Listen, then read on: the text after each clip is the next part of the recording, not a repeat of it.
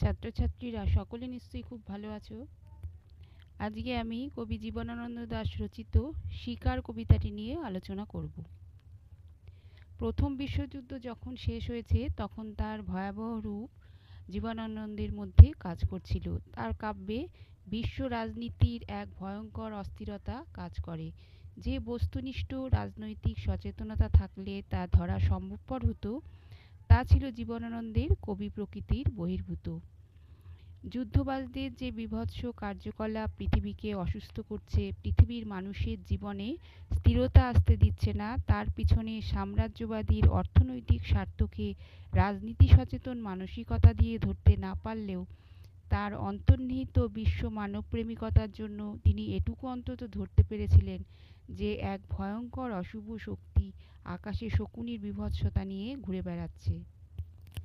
শিকার কবিতার শেষে পুঁজিবাদের লোলুপতা কবির কাব্যে দীপ্ত হয়ে উঠেছে। বিশ্ব রাজনীতির গতি প্রকৃতি কবিকে নৈরাজ্যবাদের দিকে ঠেলে দিয়েছে, সন্দেহ নেই। জীবনানন্দ নাগরিক ব্যক্তিজীবনের বিচ্ছিন্নতাবোধকে মেনে নিয়েই সমস্যা সমাধানের পথ খুঁজেছেন এবং সামাজিক জীবন প্রবাহের অবাধ সম্ভাবনার সঙ্গে নিজেকে যুক্ত করে বিচ্ছিন্নতাবোধকে কাটিয়ে ওঠার মানসিকতা তার ছিল না। কবির মগ্ন চেতনায় নেমে এসেছিল মৃত্যুর শনি।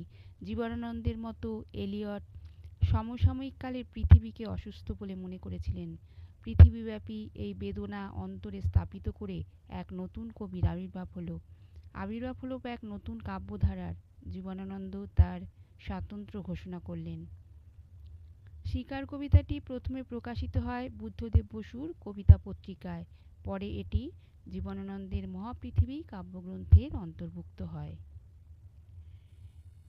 কবিতায় কবি বলছেন, ভোর আকাশের রং ঘাস ফড়িংয়ের দেহের মতো কোমল নীল, চারিদিকে পেয়ারা ও নোনার গাছ টিয়ার পালকের মতো সবুজ। একটি তারা এখনো আকাশে রয়েছে, পাড়াগার বাসর ঘরে সবচেয়ে গোধূলি মোদির মেয়েটির মতো। কিংবা মিশরের মানুষই তার বুকের থেকে যে মুক্ত আমার নীল মদের গেলাসে রেখেছিল হাজার হাজার বছর আগে এক রাতে, তেমনি একটি তারা আকাশে জ্বলছে এখনো।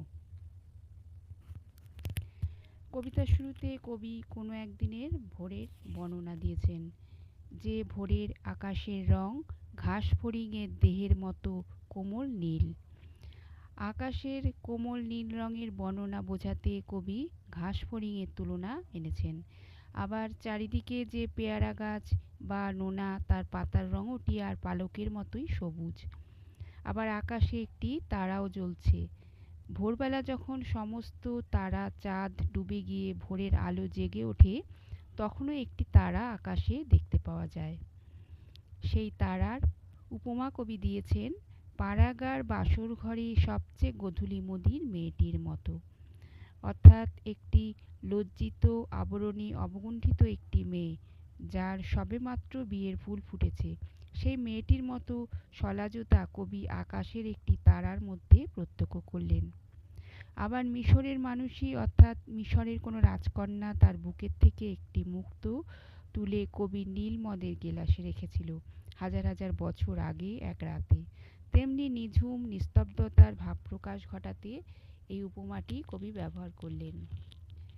কবিতার প্রথম স্তবকে একটি ভোরের প্রাকৃতিক পরিবেশ বোঝাতে বিভিন্ন উপমার সাহায্যে কবি ভোরের প্রকৃতিকে মহাসমুজ্জ্বল রেখায় গড়ে তুলেছেন। খুঁটিনাটির নিখুঁত বর্ণনায় দৃশ্যচিত্রকে জীবনানন্দ এমনই সুন্দর এবং মূর্ত করে তুলতে পেরেছেন, তার কবিতাগুলি বস্তুজগৎকে বিশ্বাস্য করে তোলায় পরিপাটি হয়েছে। ভূবিশ্বের যে সময়ে কবি জীবনানন্দের জন্ম, সেই সময়কালকে তিনি চিনিয়েছেন। রিয়ালিস্টদের কাজই হলো যে বস্তুজগতে আমরা বসবাস করি তাকেই আরও বিশ্বাস্য করে তোলা। বিরল শব্দরেখায় আঁকা ইমেজের বহুলতা অনুপুঙ্খ দিয়ে দৃশ্যকে সাকার ও শরীরী করে তোলায় জীবনানন্দ ছিলেন দক্ষ। রবীন্দ্রনাথ জীবনানন্দের কবিতাকে চিত্ররূপময় আখ্যা দিয়েছেন। যদি ইমপ্রেশনিস্টদের মতো ছবিতে রং ব্যবহারের কথা মনে রাখি, তবে শিকার কবিতায় তার সমুজ্জ্বল আভাস পাওয়া যায়। আকাশের রং ঘাস ফড়িংয়ের দেহের মতো কোমল নীল, পেয়ারা নোনার গাছ টিয়ার পালকের মতো সবুজ, ভোরের আকাশের তারাটি পাড়াগার বাসর ঘরে সবচেয়ে গোধূলি মদির মেয়েটির মতো, ইত্যাদি। কবিতার প্রথম স্তবকে কবি যেমন ভোর আকাশের বর্ণনা দিলেন, চারিদিকের প্রাকৃতিক পরিবেশকে আমাদের চিনিয়ে দিলেন, আবার তেমনি পাড়াগার বাসর ঘরে সদ্যবিবাহিত লাজুক মেয়ের সলাজ রূপবরণ আমাদের সামনে উপস্থিত করলেন। তিনি আমাদের উপহার দিলেন একটি বাসনাবিদ্ধ গাঢ় মুহূর্তের। মুক্ত শব্দটি শুধু কবিতার অলঙ্কার সৃষ্টিতে ব্যবহৃত হলো না, তিনি মুক্তিও প্রতিষ্ঠা করলেন। তিনি কালের হাত থেকে কালের মুক্তি চেয়েছিলেন চিরন্তনের। চিরন্তনতা সময়হীনতা নয়, তা সময়ের সম্পূর্ণতার একটি বোধ। তাই হাজার হাজার বছর রাতে একটি তারা যেমন জ্বলত, এখনও তেমনই জ্বলছে সেই তারা। শুধু কোনো এক মুক্তি প্রতীক্ষায় কবি হয়েছেন আকুল। পরের স্তবকে হিমের রাতে শরীর রাখবার জন্য দেশওয়ালিরা সারা রাত মাঠে আগুন জ্বেলেছে। মোরগ ফুলের মতো লাল আগুন, শুকনো অশ্বত্থ পাতা দুমড়ে এখনো জ্বলছে তাদের। সূর্যের আলোয় তার রং কুমকুমের মতো নেই আর, হয়ে গেছে রোগা শালিকের হৃদয়ের বিবর্ণ ইচ্ছার মতো। সকালের আলোয় টলমল শিশিরে চারিদিকের বন ও আকাশ ময়ূরের সবুজ নীল ডানার মতো ঝিলমিল করছে। দ্বিতীয় স্তবকে কবি কোনো এক হিমের রাতের বা শীতের রাতের বর্ণনা দিয়েছেন। যখন খুব শীতের রাত হয়, তখন শরীর গরম রাখার জন্য অনেকেই শুকনো কাঠ পাতা পুড়িয়ে আগুন জ্বালায়, বিশেষ করে গ্রামে গঞ্জে যেখানে ইটকাঠ পাথরের ঘেরাটোপ নেই। শীতের হাত থেকে রক্ষা পেতে পাতা পুড়িয়ে আগুন জ্বালিয়ে চারিপাশে পরিবেশকে উষ্ণ রাখা হয়। তাই দেশওয়ালিরা সারা রাত মাঠে আগুন জ্বেলে রেখেছে। বিহার এবং পশ্চিমবঙ্গ সীমানায় এই যাযাবর শ্রেণীর দেশওয়ালিদের দেখতে পাওয়া যায়। তাদের সেই জ্বালানো আগুনের রং লাল। কবি সেই লাল আগুনের উপমায় ব্যবহার করেছেন মোরগ ফুলের মতো লাল আগুন, অর্থাৎ মোরগের মাথায় যে ঝুঁটি দেখা যায়, তার যে রং, তার যে সৌন্দর্য, কবি সেই আগুনকে একই রূপে বিভূষিত করেছেন। গাঢ় অন্ধকার রাত্রি, তাই আগুনের রং হয়েছে গাঢ় লাল। শুকনো অশ্বত্থ পাতা দুমড়ে সে আগুন রাতে জ্বলেছিল, সেই আগুন এখনো জ্বলছে। আরেকটি ভোর হয়েছে, সূর্যের আলো ফুটেছে, কিন্তু সেই আগুনের রং আর মোরগ ফুলের মতো লাল নেই, কুমকুমের মতো রং আর নেই। কুমকুম হলো একটি প্রসাধনী, সেই আগুনের রং হয়েছে কুমকুমের মতো আর নেই, কিছুটা ফ্যাকাশে হয়ে গেছে, অর্থাৎ সূর্যের আলোয় সেই আগুনে তার নিজস্ব রং হারিয়েছে। সূর্যের আলোর সঙ্গে মিশে সেই আগুন হয়েছে বিবর্ণ। কবি এই ফ্যাকাশে আগুনের উপমা টেনেছেন রোগা শালিকের হৃদয়ের বিবর্ণ ইচ্ছার মতো। এক গভীর হতাশাবোধ যেন এই লাইনটির মধ্য দিয়ে প্রকাশিত হয়েছে। যে শালিক রোগা, সে হয় অসুস্থ, নতুবা তার খাদ্যের অভাব। অসুস্থ শরীরে ইচ্ছা সবসময় বিবর্ণ হবে, এতে আর আশ্চর্য কি? রোগা শালিকের এই উপমাটির মধ্য দিয়ে কবি যেন সেই সময় সমস্ত মানব সমাজের হতাশা ও ইচ্ছার অপমৃত্যুকে তুলে ধরতে চেয়েছেন। জীবনানন্দ কোনো মুহূর্তেই পরিতৃপ্ত কবি নন, এবং এখানেই তার কবি হিসাবে শ্রেষ্ঠতা। কাব্যের মধ্যে এক মায়াবী জগৎ সৃষ্টি করলেও সেটা একটা পর্যায় বা অংশ মাত্র। পরের লাইনে কবি বলেছেন যে সকালের আলো টলমল শিশিরে চারদিকের বন ও আকাশ ময়ূরের সবুজ নীল ডানার মতো ঝিলমিল করছে। শীতকালে ভোরবেলা গাছে ঘাসে যে শিশির পড়ে, তার বর্ণনা এখানে কবি দিয়েছেন। কি অসাধারণ চিত্ররূপে! চারিদিকের বন আবার ময়ূরের সবুজ নীল ডানার মতো ঝিলমিল করছে। ময়ূরের ডানা বা পেখমের মধ্যে যে অভূতপূর্ব সৌন্দর্য আছে, সেই সৌন্দর্যের প্রতিচ্ছবি যেন আমাদের চোখের সামনে ভেসে ওঠে। সমস্ত বন ও আকাশ এক অসাধারণ সৌন্দর্যের আলোকে ভূষিত হয়। দৃশ্যচিত্রের এমন নিখুঁত সমাবেশ, চিত্ররূপময়তার এমন গভীর প্রতিচ্ছবি, স্ফূর্তি ও আনন্দময় পরিবেশের মধ্যে কোথাও কোথাও হঠাৎ বিষাদ মিশ্রিত এমন এক নিসর্গ জগৎ, বাংলা কবিতায় যে দৃশ্য আগে কখনোই এই ভাব বা ভাষাভঙ্গিতে ফিরে আসবে না।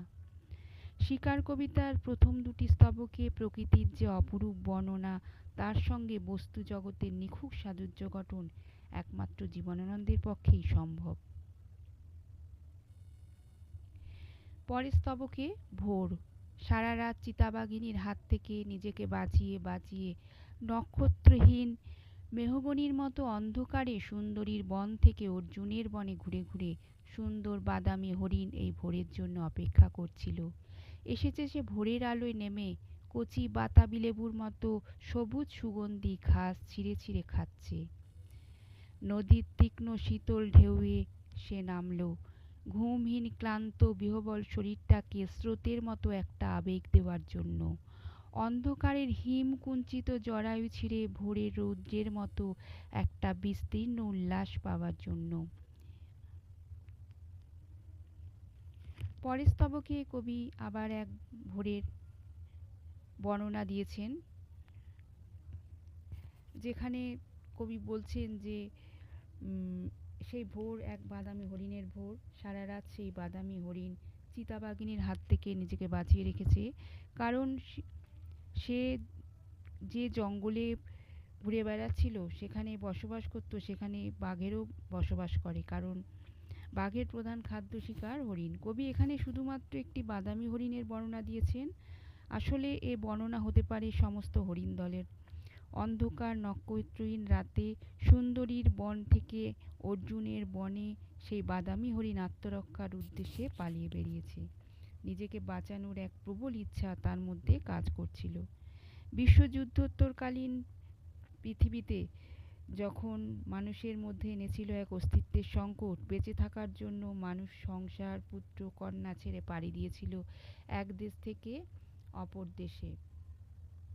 বাদামি হরিণের ভোর হওয়ার অপেক্ষা ও মানুষের জীবনে বেঁচে থাকার অপেক্ষা দুই যেন একই সমগোত্রীয়। নিজেকে বাঁচিয়ে সেই হরিণটি ভোরের আলোয় নেমে এসেছিল। ঘাসের বর্ণনাতেও কবি চিত্ররূপময়তার আভাস পায়। বাতাবি লেবুর মতো সবুজ সুগন্ধি ঘাস ছিঁড়ে ছিঁড়ে হরিণটি খাচ্ছে। এবার নদীর শীতল জলে সে নামলো। সারা রাত নিজেকে বাঁচানোর তাগিদে হরিণটি ছিল ঘুমহীন। ক্লান্ত শরীরটিকে নতুন দিনের জন্য তৈরি করার আয়োজনে সে তখন ব্যস্ত ছিল। তাই শীতল জলে সে নামলো শরীরটাকে একটা আবেগ দেওয়ার জন্য। ভোরের অন্ধকারে শীতল জলে স্নান যেন কুঞ্চিত জরায়ু ছিঁড়ে রৌদ্রের একটা বিস্তীর্ণ উল্লাস। মাতৃ জরায়ু ছিঁড়ে শিশুর জন্ম পরে যে উল্লাস দেখা যায়, এই উল্লাসই যেন তার সমগোত্রীয়। শীতের হিমে ভোরবেলায় অন্ধকারে স্নান করা যেন যা অবাস্তব কল্পনা, কিন্তু বাদামি হরিণটি তার শীতল জলে নেমে স্নান করার মধ্যে খুঁজে পায় অন্তরের আবেগ, ভোর হওয়ার উল্লাস। এই নীল আকাশের নিচে সূর্যে সোনার বর্ষার মতো জেগে উঠে সাহসে স্বাদে সৌন্দর্যে হরিণীর পর হরিণীকে চমক লাগিয়ে দেবার জন্য একটা অদ্ভুত শব্দ। নদীর জল মচকা ফুলের মতো লাল। আগুন জ্বলল, আবার উষ্ণ লাল হরিণের মাংস তৈরি হয়ে এলো। নক্ষত্রের নিচে ঘাসের বিছানায় বসে অনেক পুরনো শিশির ভেজা গল্প, সিগারেটের ধোঁয়া, টেরিকাটা কয়েকটা মানুষের মাথা, এলোমেলো কয়েকটা বন্দুক, হিম নিস্পন্দ নিরপরাধ ঘুম।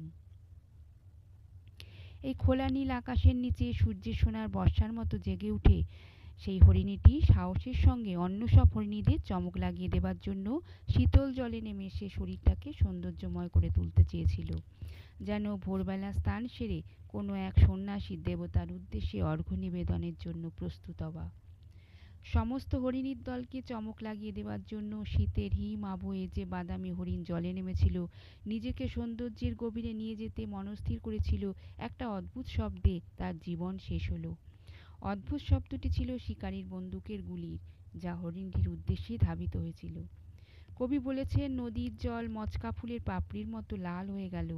নদীর জলে হরিণের রক্ত ভেসে গেল, যাকে কবি লাল মচকা ফুলের পাপড়ির সঙ্গে তুলনা করেছেন।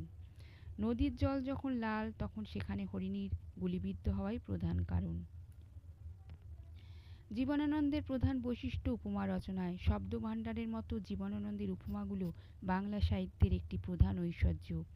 তার উপমাগুলির পিছনে এমন এক গভীর জীবন দর্শন ও আবেগের আন্তরিকতা আছে যে মনেই হয় না এগুলো কাব্যের বহিঃপ্রসাধন মাত্র। কেবল দেশজ শব্দ দিয়ে সৃষ্টি বলেই জীবনানন্দের উপমা অনন্য সাধারণ নয়, তার উপমাগুলি অনেক ক্ষেত্রে কবির জীবন দর্শনকেও ব্যক্ত করেছে।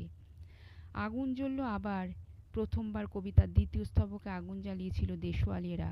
শীতের রাতে শরীর উষ্ণ করার জন্য শেষ স্তবকে আগুন আবার শিকারীদের।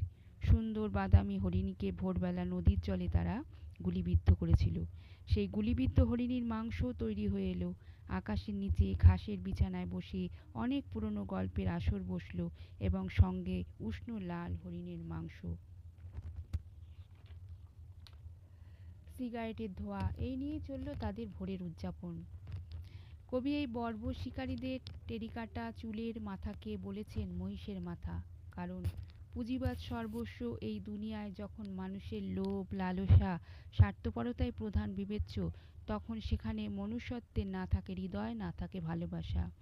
এই হৃদয়হীন মনুষ্যত্বের কবলে পড়ে জীবনের বেঁচে থাকা, আশা, আকাঙ্ক্ষা, সৌন্দর্য সব তাদের কাছে তুচ্ছ মনে হয়।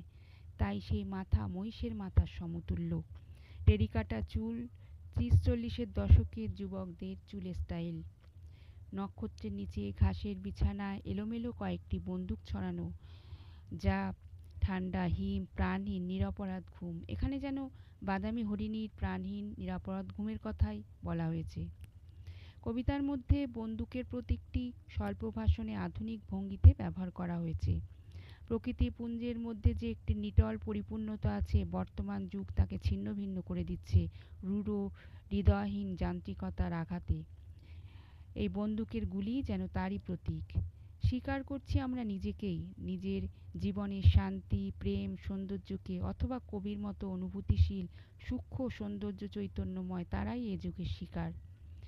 ময়ূরের সবুজ জানার মতো আলো ঝিলমিল ভরে সুন্দর বাদামি হরিণের মৃত্যুর বর্ণনার পরেই কবি এমনভাবে শিকারীর দলের বর্ণনা দিয়েছেন যে প্রকৃতির শান্ত সুষমাময় সঙ্গতির মধ্যে বর্তমান যুগকে মনে হয় যেন মূর্তিমান তালভঙ্গ।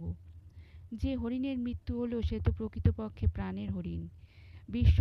বিশ্বযুদ্ধের তোরকালীন পৃথিবীর রক্তক্ষয়কারী পরিবেশ কবির হৃদয়ে জেগেছিল গভীরতর জিজ্ঞাসা। এই জিজ্ঞাসা তার কবিতার ভাষাকেও যেন ক্রমশই রূপান্তরিত করেছিল। মানুষের হৃদয়কে কবি পেলেন না, দেখলেন স্বার্থ সর্বস্ব, অগভীর মানুষের সমাবেশ, লোভ, নীচতা, ঈর্ষার ক্রমবর্ধমান চেহারা। শিকার কবিতায় বিভিন্ন দেশজ শব্দের সমাহারে যে চিত্ররূপময়তা কবি ফুটিয়ে তুলেছেন, তা যেন কবিতাটির দিকে পড়লে আমাদের চোখের সামনে ফুটে ওঠে। গ্রাম্য বিভিন্ন শব্দকে যখন অন্য কবিরা আঙুলের ডগা দিয়েও ছুঁয়ে দেখলেন না, তখন জীবনানন্দ সাদরে গ্রাম্য শব্দকে ডেকে আনলেন। আর সেই জন্যই জীবনানন্দের হাতে বাংলাদেশ যেমন সুন্দর হয়েছে, বাংলাদেশের প্রকৃতি যেমন সুন্দর হয়েছে, তেমনটি কিন্তু আর কারো কবিতায় হলো না। পরিচিত বিভিন্ন শব্দের ব্যবহার পরিচিত জগতের সঙ্গে আরও ঘনিষ্ঠভাবে পরিচয় দেওয়ার জন্য এই সব শব্দের ব্যবহার কবি জীবনানন্দ তার কবিতায় করেছেন। তাহলে তোমরা কবি জীবনানন্দ দাশ রচিত শিকার কবিতাটির সম্পূর্ণ আলোচনা শুনলে। এই আলোচনা তোমাদের কেমন লাগলো তা আমাকে কমেন্টস বক্সে অবশ্যই জানাবে। আলোচনাটি ভালো লাগলে ভিডিওটি শেয়ার করবে। চ্যানেলে নতুন হয়ে থাকলে চ্যানেলটি অবশ্যই সাবস্ক্রাইব করবে এবং পরবর্তী নোটিফিকেশনের জন্য পাশের বেল আইকনে ক্লিক করবে। আজ তাহলে এই পর্যন্তই। ভালো থেকো সকলে।